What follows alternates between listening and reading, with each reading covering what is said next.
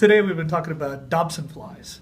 And so the Dobson flies are these fairly large insects. You know, this is huge for me, that come out every year, late spring, early summer. I can almost time the seasons by the Dobson flies come out.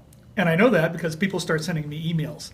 The Dobson flies are attracted to light and they land on the side of people's houses.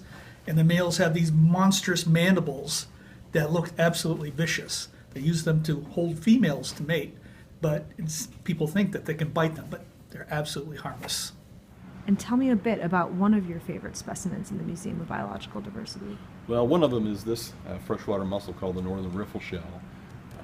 It's a critically endangered animal. It's federally endangered.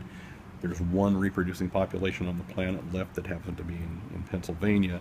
And the reason it's my favorite is because it is one that we and various other agencies, Fish and Wildlife, Division of Wildlife, Pennsylvania Fish and Boat, Columbus Zoo, OSU, have all partnered together to try and save this animal from extinction. And what we're doing is we're moving individuals from a large reproducing population in Pennsylvania to the Darby Creek system in Ohio. So to date, we've moved about 10,000 of these, all of which have a passive integrated transponder tag attached to them so that we can monitor them into the future. If I were to have to pick a species, this would be it, the bowfin.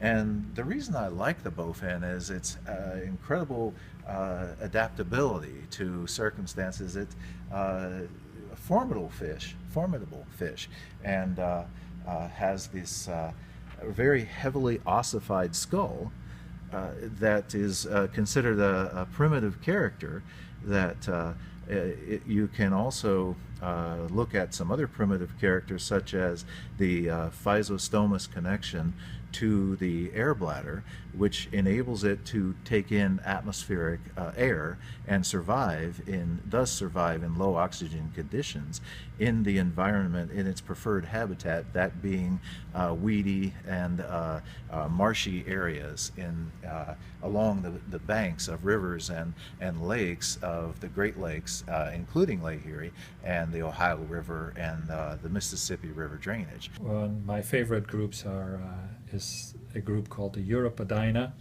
a group of soil mites. They probably have very little economic importance, but the number of them can be stunning. It can be tens of thousands per square meter.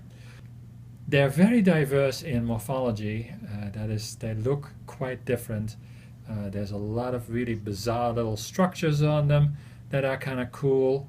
I'm interested, or have always been interested in host evolution, and these are associated with host, not vertebrate host, but arthropod host.